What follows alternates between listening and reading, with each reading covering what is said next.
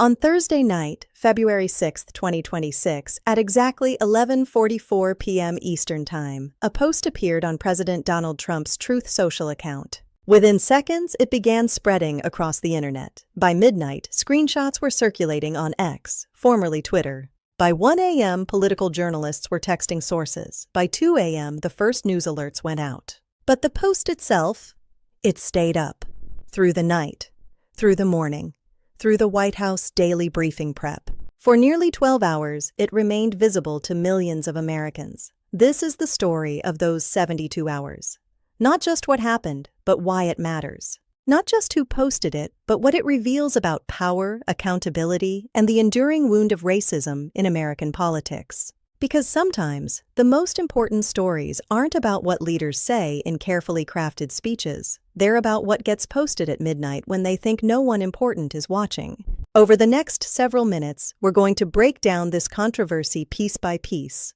We'll look at what the video actually contained, trace the timeline hour by hour, examine the political firestorm that erupted, and explore what this incident tells us about where America stands in 2026. But before we dive into the specifics, we need to understand the broader context, because this isn't just about one offensive video. It's about a pattern of racial provocation, the fragility of bipartisan consensus, and the question of whether there are still lines that simply cannot be crossed in American politics. Let's start at the beginning. So what exactly was in this video? The clip ran for approximately 1 minute and 7 seconds. For the first 50 seconds, it was standard Trump campaign fare. Recycled claims about the 2020 election that have been debunked countless times. Footage of voting machines. Graphics suggesting widespread fraud. Text overlays claiming the election was stolen. If you followed Trump's rhetoric since 2020, none of this would surprise you. These claims have been rejected by over 60 courts, including judges Trump himself appointed. They've been investigated by Republican election officials who found no evidence of fraud. But they remain a cornerstone of Trump's political messaging. But then, at the 50-second mark, something changed. The video suddenly cut to a scene that shocked even seasoned political observers. The faces of Barack and Michelle Obama were superimposed onto the bodies of cartoon apes, accompanied by the opening notes of "The Lion Sleeps Tonight" by The Tokens. The imagery lasted approximately 15 seconds, long enough to be unmistakable, clear enough that there was no ambiguity about what viewers were seeing. Now, the White House would later claim this was part of a broader Lion King meme, and technically, that's true. The original video, posted by an ex-user back in October 2025, depicted various Democratic politicians as different African animals. Hillary Clinton as Pumbaa the warthog, Illinois Governor J.B. Pritzker as an elephant, other Democrats as hyenas and wildebeests. And Trump? Trump was depicted as Mufasa, the Lion King himself. But here's the critical distinction. Depicting Black people specifically as monkeys or apes carries centuries of racist baggage that doesn't apply to other animal comparisons. Calling a white politician a pig or a snake is common political insult. Depicting a Black person as a primate invokes a specific, deeply painful history of dehumanization. To understand why this video triggered such immediate outrage, we need to briefly discuss that history. The comparison of Black people to apes and monkeys was a cornerstone of racist pseudoscience used to justify slavery, segregation, and violence against Black Americans for centuries. During slavery, this imagery was used to argue that Black people were less than human, and therefore enslavement was justified. During Jim Crow, it appeared in propaganda designed to maintain segregation. During the Civil Rights era, protesters were taunted with monkey sounds and imagery. This isn't ancient history. When Barack Obama ran for president in 2008, he and Michelle faced a torrent of racist imagery online, including repeated depictions as apes. In 2018, Roseanne Barr's show was canceled after she compared Obama advisor Valerie Jarrett to an ape. In 2020, an Ohio police chief was forced to resign after a racist Facebook post depicting the Obamas as chimps. The trope persists because it's designed to strip Black people of their humanity. And that's exactly why its use against America's first Black president and First Lady during Black History Month created such an explosive reaction. Barack Obama didn't just make history as America's first black president. He represented the breaking of a barrier that many thought would never fall in their lifetimes. For millions of Americans, his presidency symbolized progress toward a more inclusive nation. And now, in 2026, a sitting president had shared imagery reducing Obama and his wife to caricatures from America's ugliest racial past. Let's walk through exactly how this unfolded, because the timing tells its own story. Thursday, 11:44 p.m. Eastern Time. The video appears on Trump's Truth Social account. At this hour, most of official Washington is asleep, but political social media never sleeps. Within minutes, users begin sharing screenshots. Friday, 12:30 a.m. Political journalists start reaching out to the White House for comment. No immediate response. Friday, 2:15 a.m. The first news alerts go out. NBC News, CNN, and other outlets begin preparing stories. Friday, 6:00 a.m. Morning shows begin discussing the video. The White House communications team is now fully aware of the situation, but the post remains live. Friday, 8:30 a.m. Senator Tim Scott posts his condemnation on X, praying it was fake because it's the most racist thing I've seen out of this White House. The president should remove it. This is significant. Scott doesn't usually criticize Trump publicly. He's been one of the president's most loyal defenders in the Senate. His statement signals that this has crossed a line even for Trump's strongest supporters. Friday, 9:45 a.m. White House Press Secretary Caroline Leavitt issues her first response, defending the video as a harmless Lion King meme and accusing critics of fake outrage. Friday, 10:30 a.m. More Republicans pile on. Senator Pete Ricketts tweets, "Even if this was a Lion King meme, a reasonable person sees the racist context to this. The White House should do what anyone does when they make a mistake. Remove this and apologize." Friday, 11:47 a.m. Nearly 12 hours after it was first posted, the video disappears from Trump's Truth Social account. Friday, 12:15 p.m. A White House official tells NBC News, "A White House staffer erroneously made the post. It has been taken down." Notice what's happening here. The initial defense, that this was just a meme about political opponents, has collapsed. Now the story is that a staffer made a mistake. Those 12 hours between posting and removal are crucial. This wasn't a tweet that went out and was immediately deleted when someone noticed the problem. This was up through an entire news cycle. The White House had multiple opportunities to remove it early in the morning, before most Americans woke up, but didn't.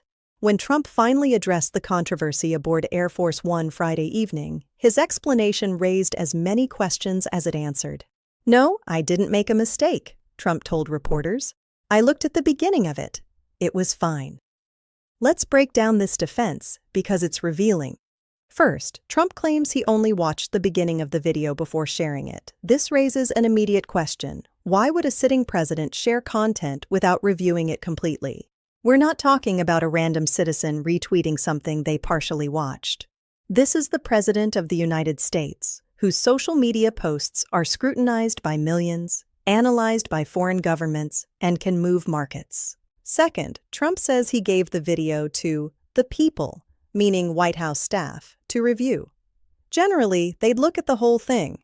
But I guess somebody didn't, and they posted, he explained. This introduces a new wrinkle to the story.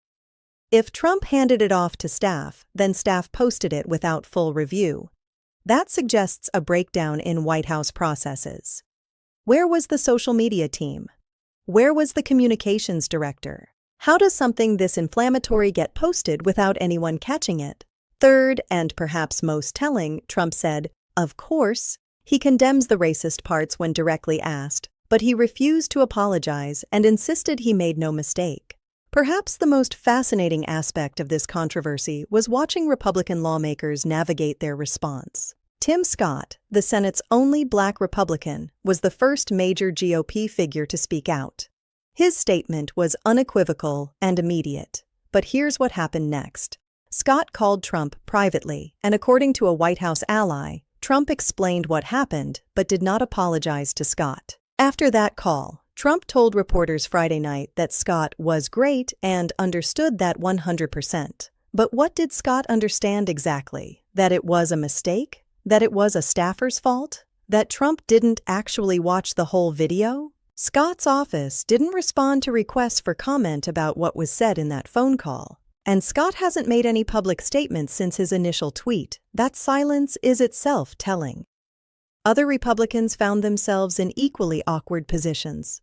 Representative Mike Lawler called the post wrong and incredibly offensive. Lawler represents a district that Biden won in 2020. He can't afford to be seen as tolerating racism if he wants to win re-election. His criticism was politically necessary, but most Republicans stayed silent. No statements from the House Speaker, no comments from Senate Majority Leader, no condemnation from the Republican National Committee. This reflects the ongoing tension within the Republican Party. On one hand, many Republicans genuinely were offended by the video. On the other hand, criticizing Trump publicly carries political risks within a party where he remains dominant. Democratic leaders, unsurprisingly, responded with fury. House Democratic leader Hakeem Jeffries called Trump a vile, unhinged, and malignant bottom feeder. Jeffries isn't just any Democratic leader. He's the first Black Party leader in congressional history. His response wasn't just political calculation, it was personal. The imagery in that video wasn't just offensive to him as a politician, it was offensive to him as a Black American. Senate Democratic leader Chuck Schumer called the post racist, vile, abhorrent, adding that it degrades our country. He specifically called on Senate Republicans to take a stand, asking, "Where are Senate Republicans?" Civil rights organizations also weighed in. The NAACP's national president called the video blatantly racist, disgusting, and utterly despicable. The Congressional Black Caucus demanded not just removal of the video, but a full accounting. But here's the political reality. Democratic outrage alone doesn't create political consequences for Trump. We've seen this pattern repeatedly.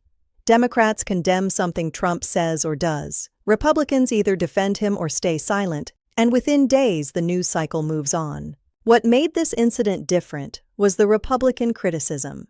When Tim Scott and Pete Ricketts spoke out, it signaled that Trump had crossed a line even some of his allies couldn't ignore.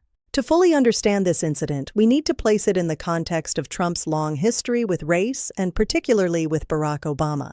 Trump was one of the most prominent figures in the birther movement, which falsely claimed Obama was born in Kenya and was therefore ineligible to be president. From 2011 to 2016, Trump repeatedly questioned Obama's birth certificate. Beyond the birther issue, Trump has a documented pattern of inflammatory rhetoric about race. He's described certain immigrants as poisoning the blood of the country. Intent matters less than impact. It matters. It normalizes it. It gives permission to others. Which brings us to the core question this incident raises. Does accountability still exist in American politics? Think about what happened here.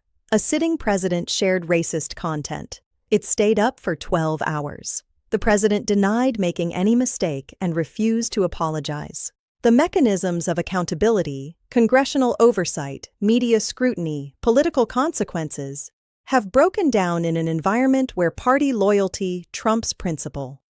In an earlier era, this would have been a career-ending scandal, but in 2026, it barely lasted a week. So what do we take away from these 72 hours? America's reckoning with its racial past and present remains incomplete. The video may be gone, but the questions it raised remain. Who posted it? Why did it stay up so long? What processes failed? How we respond to moments like these defines who we are as a country. Not our words, but our actions. Not our statements, but our accountability. 72 hours came and went. The video was deleted. The news moved on. But the wound it reopened, that's going to take much longer to heal.